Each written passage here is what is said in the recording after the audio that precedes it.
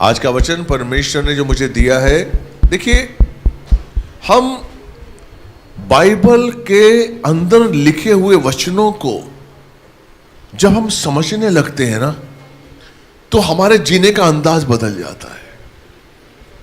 बहुत जरूरी है, परमेश्वर चाहता है कि हम उन वचनों को समझें। जब हम वचनों को समझते हैं तो उसका जीवन हम में प्रभाव होता है। हमें ऐसा लगता है कि वाह, क्या मिल गया है। मैं कई ऐसे परिवारों को जिनको मैं जानता हूं, बॉलीवुड में जब मैं था तो मैं कई ऐसे परिवारों को जानता हूं जो, और मैं अब उनकी जो हालत देखता हूं तो मुझे बहुत बहुत ही तरस आता है कि वो लोग नहीं समझ रहे हैं, वो नहीं समझ रहे हैं कि उनके जीवन को शैतान बर्बाद कर रहा है। जरा सी दूरी पर परमेश्वर है। आप जरा सा अपना मुड़ के देखेंगे तो प्रभु आपकी राह देख रहा है, लेकिन वो समझ नहीं रहे। तो परमेश्वर का वचन हमें बताता है कि हमें किस तरीके का जीवन जीना है। परमेश्वर का वचन हमें बताता है कि परमेश्वर हमारे लिए क्या क्या कर रहा है, उसकी योजनाएं क्या हैं, वो क्यों हमें आज्ञाएं देता है, उसकी आज्ञाएं हमें क्या बताती हैं, वो क्यों कहता है कि हम उसके अनुसार अपने जीवन को जिएं। आज मैं आपको दान दशांश के बारे में बताऊंगा कि दान दशांश हमें क्यों देना चाहिए। मैं बहुत कम इस टॉपिक को छेड़ता हूं क्योंकि लोग समझते हैं कि पास्टर को पैसा चाहिए। मुझे आपसे एक पैसा नहीं चाहिए। मेरा परमेश्वर मेरा राजा है और मैं उसका राजकुमार हूं।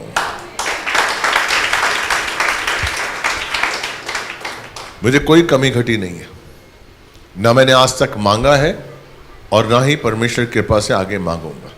लेकिन दान और दशांश आपको किस रास्ते पर लेके जाता है, दान और दशांश किस तरीके से आपकी मदद करता है।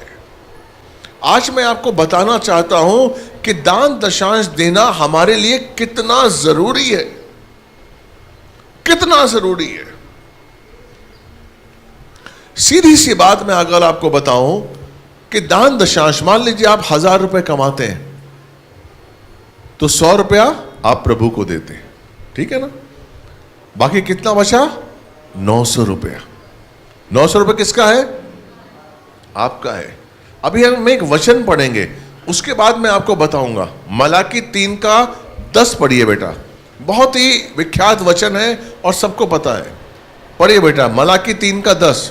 सारे दशांश भंडार में ले आओ। सारे दशांश भंडार में लेकर आओ। किसके भंडार में? परमेश्वर के भंडार में। हाँ जी। कि मेरे भवन में भोजन वस्तु रहे। आमेन, आमेन। देखिए, प्रभु को अपने भवन की चिंता है। Praise the Lord. आप कहां बैठे हैं? आप परमेश्वर के भवन में बैठे हैं। परमेश्वर क्या कहता है कि सारे दशांश लेकर आओ ताकि मेरे भवन में भोजन वस्तु रहे। आगे, और सेनाओं का यहोवा ये कहता है कि ऐसा करके मुझे परखो। आमेन, हालेलुया। वो कहता है मुझे परखो, चेक करो कि मैं कौन हूं। कभी सुना आपने? वो कहता है जस्ट चेक मी। मैं जो कहता हूं अगर तुम उसके अनुसार चलोगे तो मुझे परखो।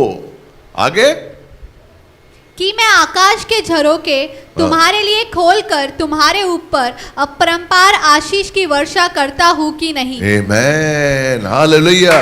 जोर से तालियां बजाइए पिता परमेश्वर के लिए, पवित्र आत्मा के लिए, यीशु मसीह के लिए।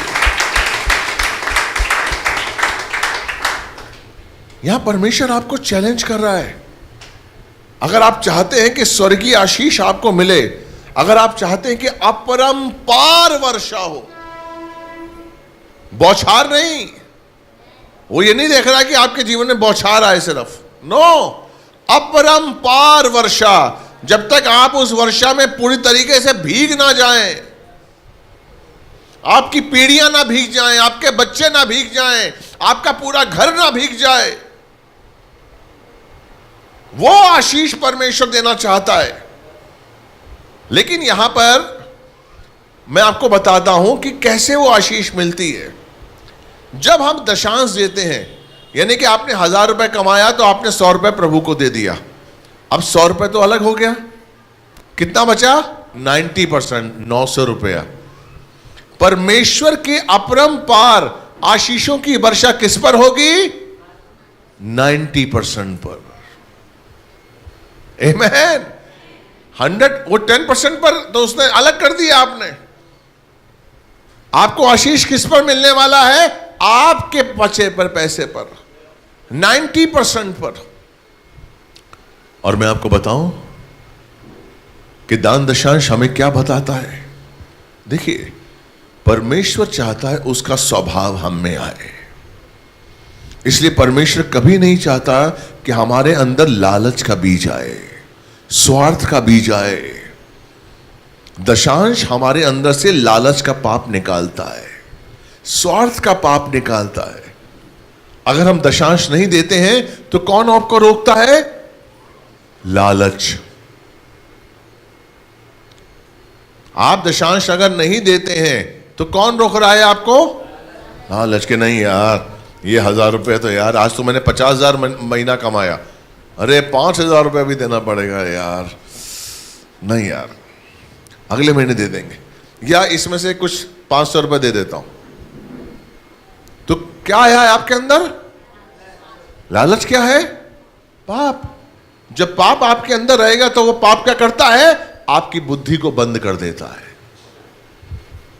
आप परमेश्वर के वचनों को समझने की बुद्धि आप में नहीं रहती, आपकी बुद्धि बंद कर दी एक छोटे से लालच ने। आप ये भूल गए कि आपको पैसा किसने दिया? क्या परमेश्वर ये कहता है कि मैं नहीं दूंगा लेकिन तू मुझे देता रहे? Praise the Lord. वो आपको देता है और कहता है उसमें से दो। Hello,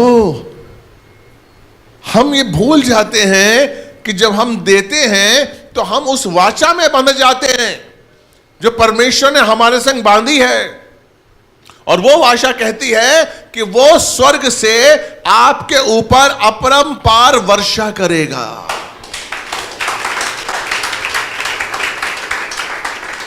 praise the Lord. इस चीज को समझना हर कोई नहीं समझता। हर समझता है कि मैं दान दशांश बचा लूंगा तो मैं कुछ पालूंगा। नहीं मेरे भाई, मैंने कई ऐसे परिवार देखे हैं जो दान दशांश बचाते हैं और बीमारियों में उनका पैसा निकल जाता है। बीमारियां आ जाती हैं, खर्चे आ जाते हैं, फिजूल के खर्चे। और मैंने कई ऐसे परिवार देखे हैं जो दान दशांश देते हैं अपनी गरीबी में और वो बढ़ते जाते हैं, बढ़ते जाते हैं, बढ़ते जाते हैं। क्योंकि आपके जीवन को बढ़ाने वाला कौन है? प्रभु। जब तक हम उसके वचन के अनुसार नहीं चलेंगे हम आशीष नहीं पाएंगे। आप चाहे चर्च आते जाएं। यशाया 48 का 17 निकालिए, देखिए, ध्यान से समझने की कोशिश करिए आज का वचन। यशाया 48 का 17। यहोवा जो तेरा छुड़ाने वाला हाँ? और इज़राइल का पवित्र है, हाँ, वो यूं कहता है, हाँ, मैं ही तेरा परमेश्वर यहोवा हूँ, हाँ, जो तुझे तेरे लाभ के लिए शिक्षा देता है। आमेन। किसके लिए शिक्षा देता है? लाभ के लिए। बोलिए यहोवा, जोर से बोलिए यहोवा मेरे लाभ के लिए मुझे शिक्षा देता है। आमेन। यानी कि उसकी हर शिक्षा आपके लाभ के लिए है। आमेन। अगर वो बोलता सारे दशांश ले आओ तो वो शिक्षा दे रहा है ताकि आपको लाभ पहुंचे। आप इस नियम को समझने की कोशिश करिए।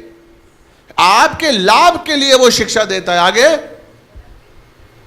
और जिस मार्ग से तुझे जाना है हाँ, उसी मार्ग पर तुझे ले चलता है। आमेन। जिस मार्ग पर आप सोचिए, कभी आपने सोचा है कि मुकेश अंबानी कैसे बन गया? क्या इसके ऊपर ज्यादा बुद्धि है क्या? कैसे बन गया? इसने जो योजना बनाई वो सफल हो गई। ये कह रहा था मैं ये काम करूंगा, ये बिजनेस करूंगा, ये बिजनेस सफल होता गया। आपके बिजनेस सफल नहीं हो रहे। आप उससे ज्यादा पढ़े लिखे होंगे, आप ज्यादा समझदार होंगे। आपने कहा ये बिजनेस शुरू करूंगा, नहीं चला। आपने कहा दूसरा बिजनेस शुरू करूंगा, नहीं चला। आपने कहा ये सीख लूं काम, इस काम के बहुत पैसे हैं, वो काम सीख लिया, वो नहीं चला। उसका चल गया, इसलिए उसके जो है मल्टीप्लाई होता गया, बस। और क्या है, उसके अंदर आपसे ज्यादा बुद्धि नहीं है। आपकी जो योजनाएं हैं वो असफल होती गई और उसकी योजनाएं सफल होती गई। तो यहां पर परमेश्वर क्या वादा करता है कि मैं तुम्हें उस रास्ते पर लेके चलूंगा जिस रास्ते पर तुम्हें चलना चाहिए। अगर मुझे पता लग जाए कि मेरे जीवन में कौन सा रास्ता अच्छा है, अगर आपको पता लग जाए कि मेरे बच्चा क्या है, आप खुद सोचिए। आज अगर आप 50 साल के हैं, आप खुद एनालाइज करके देखिए कि आपने क्या सोचा था और आज आप क्या हैं। क्या मैं जिंदगी में यही करने आया था? नहीं। अब जो काम कर रहे हैं आप कंप्रोमाइज से काम कर रहे हैं, क्योंकि आपके बच्चे भी पैदा हो गए हैं, उम्र भी हो गई है। अब आप कह रहे हैं कि चलो ठीक है यार, अभी मुझे ये मिल गया। लेकिन जब आपने अपना जीवन शुरू किया था तो क्या इसी से शुरू किया था? नहीं। आपकी उम्मीदें अलग थी, आपके सपने अलग थे। क्यों नहीं हुआ? क्योंकि आप उस रास्ते पे नहीं चले, क्योंकि वो रास्ता परमेश्वर के हाथ में है। इसलिए वो कहता है कि जो मैं शिक्षा दे रहा हूं वो तुम्हारे लाभ की है, क्योंकि जिस रास्ते पर मैं तुम्हें चलाऊंगा तुम्हें उसी पे चलना। दोबारा पढ़ो इसका आधा भाग।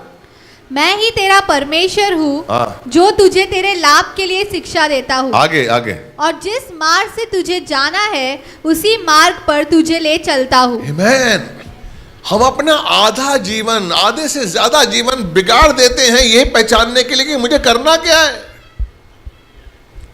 कौन सा मार्ग मेरे लिए अच्छा है, कौन सी चीज मेरे लिए लाभदायक है। हम देखा देखी करते हैं। उसके पास कंप्यूटर की दुकान है, मैं भी कर लेता हूं। उसके बाद टायर की दुकान है, मैं भी कर लेता हूं। उसके बाद टैटू बनाने की दुकान है, मैं भी कर लेता हूं। हम देखा देखी चल रहे हैं। हम ये नहीं जानते, हम ये नहीं सोचते, हम ये नहीं परखने को मुझे क्या चाहिए। परमेश्वर ने हर भाई बहन को एक गुण दिया है। आपका गुण अलग है, इनका अलग है, मेरा अलग है, इनका अलग, हर एक को गुण अलग दिया है। अगर उसकी पहचान आपको हो जाए, जब आप उस गुण के लिए मेहनत करेंगे ना तो आप अव्वल आते ही जाएंगे। आप उस चीज के लिए मेहनत कर रहे हैं जो आप जिसके लिए आप नहीं बने हैं, इसलिए आपका मन नहीं लग रहा है, इसलिए आप उसे जल्दी से सीख नहीं पा रहे हैं, इसलिए आप सफल नहीं हो पा रहे हैं, क्योंकि आप एक कंप्रोमाइज कर रहे हैं अपने लाइफ के साथ। इसका 18वां पढ़ो। भला होता कि तूने मेरी आज्ञाओं को ध्यान से सुना होता। हाँ, ध्यान से सुना होता। भला होता। किसका भला होता? बोलिए मेरा। बोलिए मेरा भला होता। कब? जब हमने परमेश्वर की बातों को ध्यान से सुना होता। आगे बढ़िए बेटा। तब तेरी शांति हाँ। नदी के समान हाँ। और तेरा धर्म समुद्र की लहरों के समान होता। आमीन। तब तेरी शांति नदी के समान होती। Praise the Lord. अगर आप देखेंगे यिर्मयाह 17:7 कि धन्य है वो मनुष्य जो एक वृक्ष के समान है। यिर्मयाह 17:7 जल्दी से निकालिए। 17:7 क्या कहता है? धन्य है वो मनुष्य जो, धन्य है वो पुरुष हाँ। जो यहोवा पर भरोसा रखता है, हाँ जिसने परमेश्वर को अपना आधार माना हो। हाँ, और वो उस वृक्ष के समान होगा हाँ। जो नदी के किनारे लगा हो Amen। और उसकी जड़ जल के पास फैली हो। हालेलुया।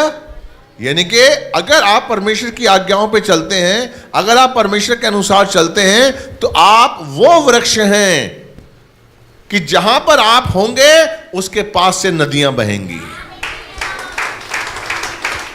आपकी जो जड़ है वो हमेशा नदी में रहेगी। आपको डिपेंड नहीं है कि कौन खाद डालेगा, कौन सींचेगा, बारिश आएगी तो मेरा भला होगा। नहीं, आपकी जड़ नदी में है और वह फल फूल रही है। Praise the Lord. कब? अगर तूने मेरी बातें ध्यान से सुनी होती। हम दुनिया की बातें ध्यान से सुनते हैं, हम पत्नी की बातें ध्यान से सुनते हैं। पत्नी की बातें नहीं सुनेंगे तो पत्नी तो प्रॉब्लम क्रिएट कर देगी। मेरे ऐसा नहीं है, मेरा थोड़ा सा दया करती है मुझ पर। लेकिन ध्यान से बातें सुनिए, ध्यान से हमें सिर्फ परमेश्वर की बातें सुननी है। वो क्या कह रहा है, क्योंकि उसकी बात कभी चेंज नहीं होती है। आपके पड़ोसी की बात चेंज हो जाएगी, आपके पति की बात चेंज हो जाएगी, आपको काम कराने के लिए आपकी तारीफ करेंगे, अरे तो आज बहुत अच्छी लग रही है, आज तो बस तूने जो रोटी बनाई है कमाल है, तूने जो सब्जी बनाई है कमाल है। फिर सेकंड डे वो सारा प्यार निकल जाता है। हालेलुया। तो समझिए, आप ध्यान से उसकी बात सुन रहे हैं। इसका 19वां बताओ बेटे, यशाया 48 का 19वां। तेरा वंश बालू के किनकों के तुल्य होता, हाँ। और तेरी निज संतान उसके कणों के समान होती। तेरा वंश। मैं उस दिन हमारे अंकल से बात हो रही थी, पीजी अंकल का नाम सुना आपने? पीजी अंकल आए थे हमारे यहाँ, तो उनका वचन एक सुन रहा था मैं। ध्यान से सुनिए। पीजी अंकल बता रहे थे कि उनसे किसी ने, उनके 5 बेटे हैं, और पीजी अंकल ने 50-60 साल से वो सिर्फ प्रभु की सेवा ही कर रहे हैं और कुछ नहीं कर रहे हैं। और उनके 5 लड़के आउट ऑफ इंडिया पढ़े।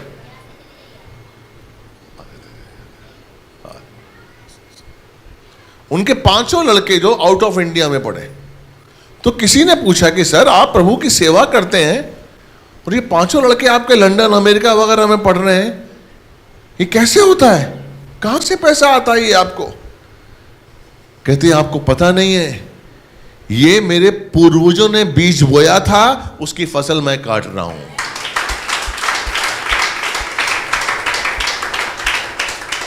आप नहीं जानते दशांश की कीमत। आज आप बो रहे हैं, आपके बच्चे काटेंगे। वो बता रहे थे कि मेरा बाप एक जरा सा पत्ता भी अगर कुछ हो या कुछ भी लाएंगे उसका भी दशांश देते थे। वो उन्होंने आज तक दशांश में कमी नहीं रखी, और आज मेरे बच्चे आशीष पा रहे हैं, लंदन अमेरिका में पढ़ रहे हैं।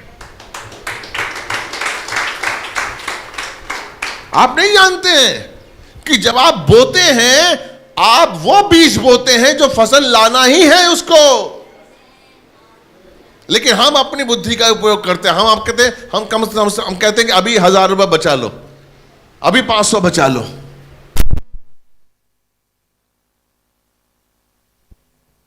अंश को जो परमेश्वर का है, हम जो दे रहे हैं ना, लोग समझते हैं कि मैं दे रहा हूं। कभी भी वे मत समझिए, आपको परमेश्वर दे रहा है तब आप दे रहे हैं। हम समझते हैं कि मैं दे रहा हूं, मैं नहीं दे रहा हूं, परमेश्वर ने दिया है। और परमेश्वर क्यों चाहता है कि हम दें?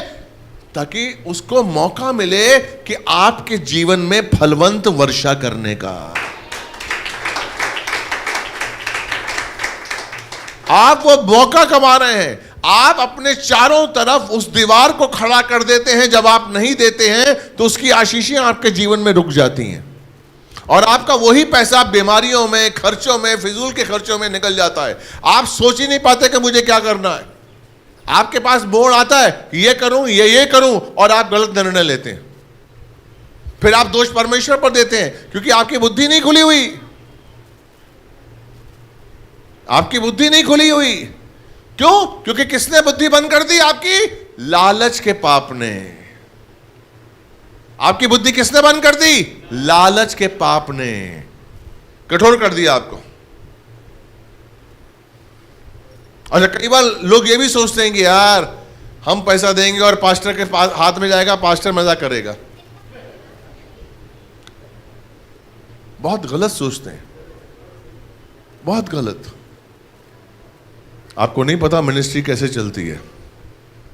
एक बार मैं तो कह रहा हूं कोई आए यहां पर और पूरा हिसाब किताब अपने हाथ में रखे और चर्च चलाए, मैं सिर्फ यहां पर आकर वचन की सेवा करूंगा। कोई है ऐसा? संभालो भैया, कल को नहीं होगा तो अपनी जेब से डालना पड़ेगा चर्च के खर्चे, तब आपको पता लगेगा कि चर्च क्या है। अभी 90,000 रुपए हमने लगाया लैपटॉप वगैरह में ताकि आपको जूम मीटिंग अच्छी तरीके से मिले। 90,000 उसके बाद इसमें खर्च किया। हर बार कुछ ना कुछ हो ही रहा है, लेकिन कौन कर रहा है? परमेश्वर। हमें कोई कमी घटी नहीं है और इसलिए मैं आज तक किसी से मांगता ही नहीं हूं। मैंने आज तक, आप सब लोग जानते हैं, आज तक आपसे मांगा?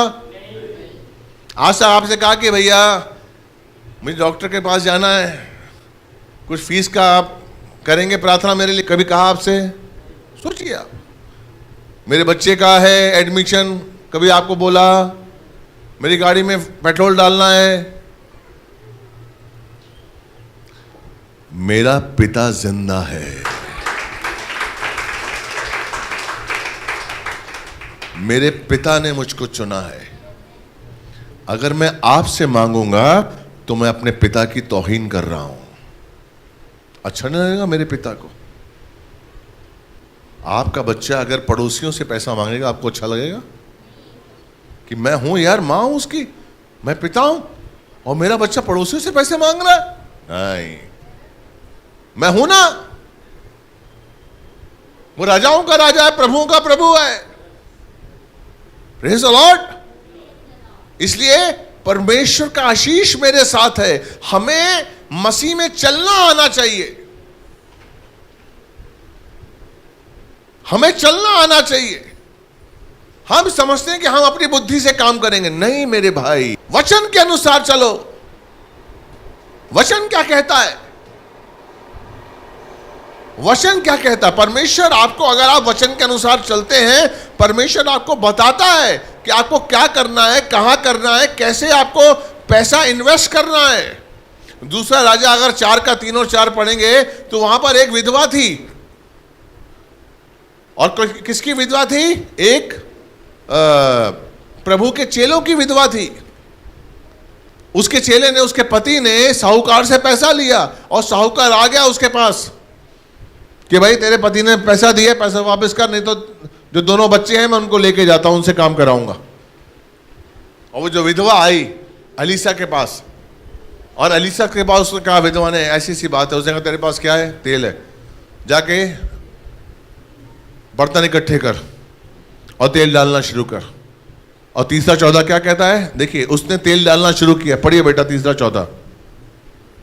उसने कहा, तू बाहर जाकर अपनी सब पड़ोसियों से खाली बर्तन मांग ले और थोड़े बर्तन न लाना। फिर तू अपने बेटों समेत अपने घर में जा और द्वार बंद करके उन सब बर्तनों में तेल उड़ेलना देना, और जो भर जाए उन्हें अलग रखना। तब वो उसके पास से चली गई और अपने बेटों समेत अपने घर जाकर द्वार बंद किया। तब वे तो उसके पास बर्तन लाए गए और वो उंडेलती गई। जब बर्तन भर गए तब उसने अपने बेटों से कहा, मेरे पास एक और भी ले आ। उसने उससे कहा, और बर्तन तो नहीं रहा। तब तेल रुक गया। उसके बाद तब उसने जाकर परमेश्वर के भक्त को ये बता दिया और उसने कहा, जा तेल बेचकर क्षण भर दे और जो रह जाए उससे तू अपने पुत्रों सहित अपना निर्वाह करना। Praise the Lord. प्रभु बताता है, तेल बेचकर ऋण भर दे, जितना तुझे कर्जा है उसको भर दे और बाकी जो बचेगा उसका उपयोग कर। प्रभु बताता है कि आपको क्या करना है। प्रभु जानता है कि आपको किस चीज की जरूरत है। आपके बच्चे हैं, उसकी फीस है, प्रभु जानता है। प्रभु जानता है कि आप खाना खाते हैं, प्रभु जानता है कि आपके घर में राशन आता है, प्रभु जानता है। आपको बोलने की जरूरत नहीं है। जब आप दान दशांश ईमानदारी के संग देंगे, आपकी घर की चीजें नहीं बिगड़ेंगी। मैं आपको बताऊं, आपका फ्रिज, आपका टीवी, आपका वॉशिंग मशीन नहीं बिगड़ेगा। आप दशांश में कमी रखेंगे, वो पैसा आपका ठीक कराने में निकल जाएगा। याद रखिएगा, मैं आपको बता रहा हूं। हमें विश्वास के संग परमेश्वर के चरणों में, क्योंकि आपको नहीं पता है वही आशीष आपको मिलता है। जब तक आप उस चीज को बोएंगे नहीं, तब तक आप उस आशीष को, फसल को नहीं प्राप्त करेंगे। सीधी सी है, जब तक आप बोएंगे नहीं काट सकते। आपने समोसा बनाया ही नहीं और आप चाहते हैं कि मैं बेचूं, बेच पाएंगे? बनाना पड़ेगा ना उसके लिए। हम बाइबल पढ़े ही ना और सोचे कि बाइबल हमें समझ में आ जाए, कैसे होगा? हमें बाइबल पढ़नी पड़ेगी और जो बाइबल कहती है उसके अनुसार चलना पड़ेगा। आप देखिए कि परमेश्वर आपके जीवन में काम करता है कि नहीं करता है। आप चर्च आ रहे हैं, बाइबल के वचनों को सुन रहे हैं, लेकिन उस पर चल नहीं रहे। फिर आप परमेश्वर पर दोष कर रहे हैं कि मैं 10 साल हो गए हैं चर्च आते हुए, मुझे आशीष नहीं मिल रहा है। कैसे मिलेगा मेरे भाई? आप चल नहीं रहे हैं, आप उसके अनुसार चल नहीं रहे हैं, इसलिए आप वहीं के वहीं हैं। आप करवटें ले रहे हैं अभी भी रात को, अभी भी आपके अंदर आनंद नहीं है, अभी भी आपके अंदर सुकून नहीं है। Praise the Lord. हमारे यीशु का नाम हमारे साथ है, कोई भी परीक्षा हमें रोक नहीं सकती है, कोई भी विपत्ति, कोई भी कठिनाई हमें सामना नहीं कर सकती है। अगर आपके जीवन में कठिनाइयां हैं, अगर आपके जीवन में विपत्तियां आ रही हैं और वो नहीं जा रही हैं, तो कहीं ना कहीं आप गलत हैं, आप सही तरीके से वचन पे नहीं चल रहे हैं। अगर आप वचन पे चलेंगे, देखिए परमेश्वर दान दशांश इसलिए मांगता है कि हम उसके स्वभाव में आ जाएं, उसका स्वभाव हम में आए, हमारे अंदर वो देने वाला स्वभाव होना चाहिए। हमारे अंदर वो स्वभाव होना चाहिए कि हम परमेश्वर को पहला स्थान दें। दान दशांश बताता है कि परमेश्वर पहला है, बाद में कुछ है। आपके पास 100 रुपये आता है, 10 रुपये निकाल दीजिए। 1000 आता है, 100 रुपये अलग, मेरे नहीं है वो, उसकी तरफ सोचिए ही मत। 20,000 आता है, लाख रुपए आता है, प्रभु के। प्रॉब्लम क्या होती है? हमारे पास 100 रुपये आता है तो हम 10 रुपये निकाल देते हैं। जैसे हमारे पास 25,000 आता है तो हमें लगता है अरे यार,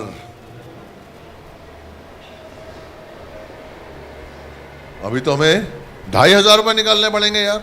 और 2,500 में क्या क्या आता है, फिर इंसान काउंट करता है कि 2,500 में यार किराया भी मैं दे दूंगा और बच्चे की फीस भी चली जाएगी यार, और 2,500 चर्च में दे दूंगा सिर्फ, क्या होगा? और कौन देख रहा है? मैं दूं ना दूं, कौन देख रहा है? आप ये भूल जाते हैं कि जब तक आप बीज नहीं बोएंगे तब तक उस आशीष को आप अपने जीवन में नहीं देख पाएंगे। या उसका कैमरा लगा हुआ है, उसका कैमरा लगा हुआ है। यस, आप नहीं जानते हैं, आपकी बुद्धि बंद हो जाएगी, आपके घर में प्रॉब्लम्स क्रिएट हो जाएंगी, आप सही डिसीजन नहीं ले पाएंगे। इब्राहिम ने लूत को बचाने के लिए 5 राजाओं के संग युद्ध किया और उसका सामान लेकर आया, उसका सारा सामान उन्होंने लेकर आया, और उस लूट का दशांश उसने मलिक सिद्दीकी को दिया, जो कि एक याजक था शालोम का। अगर हम जेनेसिस 14 पढ़ेंगे 18, 19, 20 तुम्हें पता चलेगा ये क्यों किया। देखिए मैं आपको बताऊंगा। तब शालोम का राजा मलिकी सिद्दीक, जो परम प्रधान पर ईश्वर का याजक था, रोटी और दाखमधु ले आया और उसने अब्राम को यह आशीर्वाद दिया, परम प्रधान ईश्वर की ओर से जो आकाश और पृथ्वी का अधिकारी है, तू धन्य हो। और धन्य है परम प्रधान ईश्वर जिसने तेरे द्रोहियों को तेरे वश में कर दिया है। तब अब्राम ने उसको सब वस्तुओं का दशांश दिया। सब वस्तुओं का दशांश इब्राहिम ने मलिकी सिद्दीकी को दिया, जो चुना हुआ था, जिसको प्रतिज्ञाएं मिली थी, जिसको प्रॉमिस मिला गया था, जो कि मूल पिता था। क्यों परमेश्वर ने दिलाया? क्योंकि वो अपने 318 सेवकों को लेकर 4 राजाओं को पराजित कर दिया। परमेश्वर नहीं चाहता था कि उसमें घमंड आ जाए। परमेश्वर नहीं चाहता है, इसीलिए वो उत्पत्ति 15 का 1 क्या कहता है? वो कहता है मैं तेरी ढाल हूं। इब्राहिम को नहीं पता है कि 318 जो उसके सेवक थे सिर्फ उन्होंने नहीं जितवाया है, उस समय परमेश्वर उसके संग लड़ रहा था। आप जब बिजनेस करते हैं तो आपका परमेश्वर आपके साथ होता है। आप जब नौकरी पे जाते हैं परमेश्वर आपके साथ होता है। आप नहीं जानते हैं, इसलिए उसने 15 का 1 में क्या कहा? उत्पत्ति 15 का 1, इन बातों के पश्चात यहोवा का ये वचन दर्शन में अब्राम के पास पहुंचा, हे अब्राम मत डर, तेरी ढाल और तेरा अत्यंत बड़ा प्रतिफल मैं हूं और कोई नहीं है। तेरी नौकरी प्रतिफल नहीं है, तेरा धंधा प्रतिफल नहीं है, तेरी ढाल और तेरा प्रतिफल मैं हूं।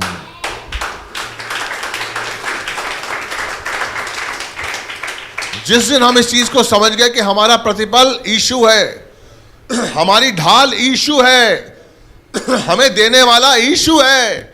मेरा धंधा मुझे नहीं दे रहा है, मेरा दिमाग मुझे नहीं दे रहा है, मेरे बाप दादाओं का पैसा मुझे नहीं दे रहा है, प्रभु दे रहा है। आमीन। जिस दिन हम ये समझ जाएंगे उस दिन परमेश्वर का आशीष हमारे जीवन में बहेगा।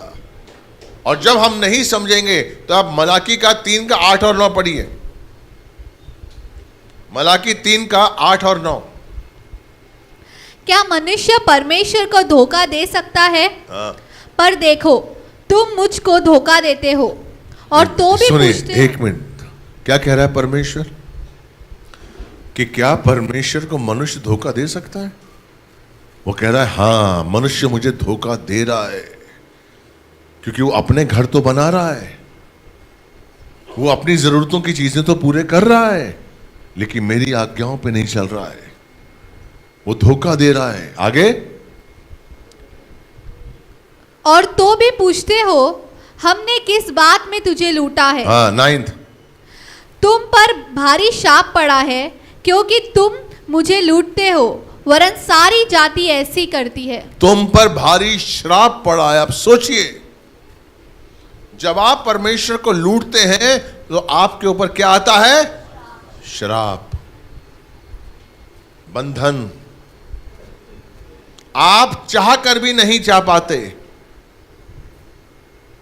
आपके सामने चीज पड़ी हुई आपको नहीं मिलती है, काम होते होते रुक जाता है, आपको सब कुछ आता है, अच्छे रास्ते मिल गए, आपको काम देने वाला आदमी मिल गया, पैसा देने वाला, सब कुछ मिल गया, लेकिन पता चला मशीन खराब हो गई आपकी।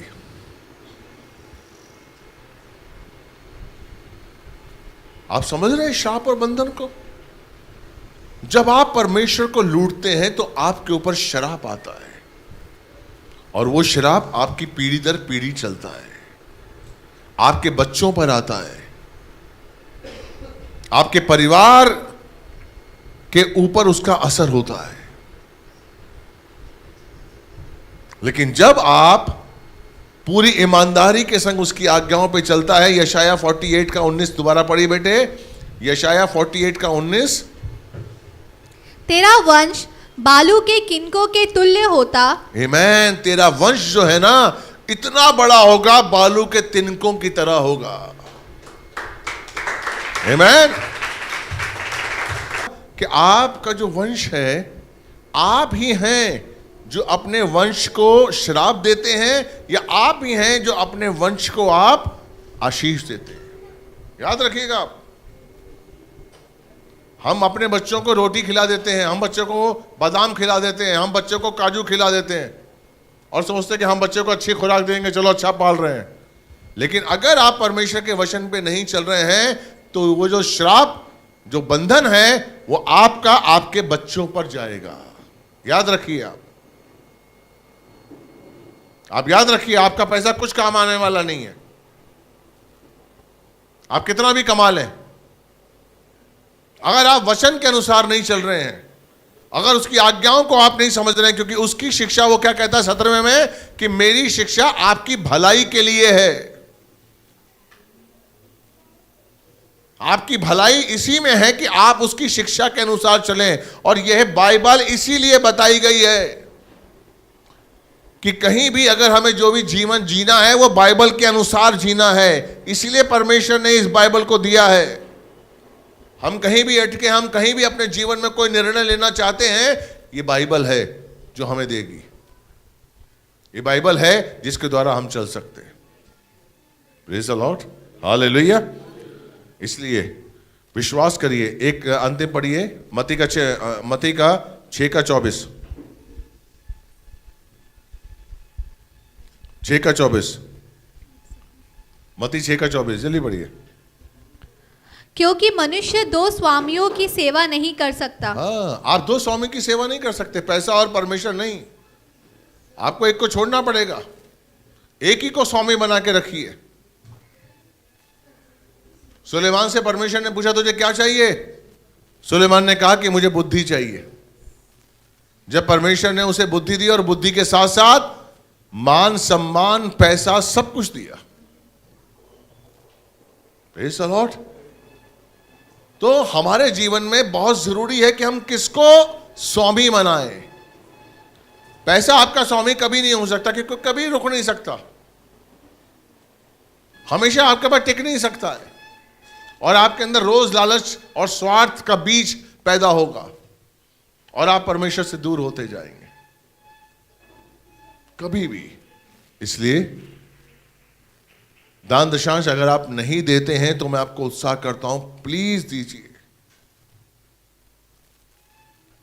अगर आप रोज का रोज कमाते हैं, अपना निकाल के अलग रखिए। संडे के संडे आए, आपने दे दिया। महीने का आता है, महीने का दीजिए।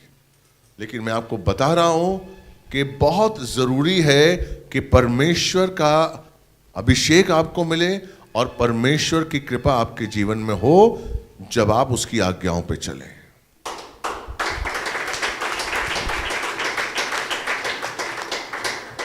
Praise the Lord. सिर्फ और सिर्फ हमें उसकी आज्ञा पे चलना है, बाकी वो काम करेगा, हमें करने की जरूरत नहीं है। अब तक परमेश्वर ने आपको संभाला है, अब तक परमेश्वर आपको लेकर आया है, आगे भी लेकर जाएगा। इसलिए मत चिंता करिए आप क्या खाएंगे, क्या पहनेंगे, क्या पिएंगे, मत चिंता करिए। उसके राज्य की खोज करिए, बाकी सारी चीजें आपको पीछे आएंगी। हालेलुया। आज का वचन हमें अच्छा लगा? कितनों ने ग्रहण किया? Praise the Lord, hallelujah. अगर आप नहीं देते हैं तो अगली बार से दशांश दीजिए ईमानदारी के संग, और देखिए कि परमेश्वर आपके जीवन में काम करता है कि नहीं। उसमें लिखा हुआ है कि मुझे परखो। बोलिए यीशु मसीह की, यीशु मसीह की। प्रभु आपसे बहुत बहुत बहुत प्यार करता है। Hallelujah, hallelujah, hallelujah, hallelujah.